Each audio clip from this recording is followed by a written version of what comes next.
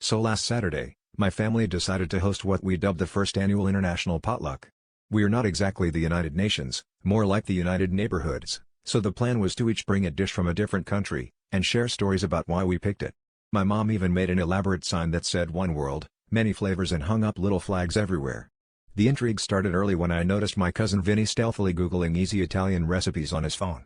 I figured, hey, at least we'd get some variety. The day of the potluck arrives, and people start showing up with their dishes covered in foil.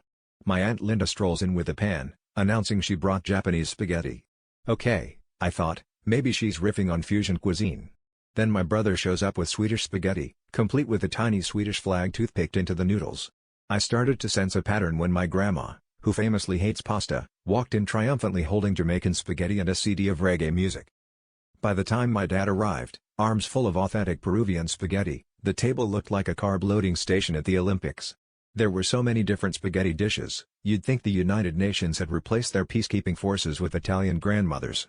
The only non-spaghetti item was my niece's Canadian spaghetti, which turned out to just be regular spaghetti, but with maple syrup poured on top. My uncle Larry spent 10 minutes explaining why spaghetti is actually the universal language of food, while my cousin tried to prove that chopsticks make spaghetti taste more Chinese.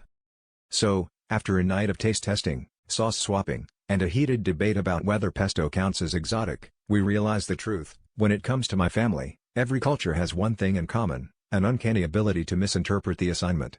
At least now I know what to call our next event, the World Wide Web of Spaghetti.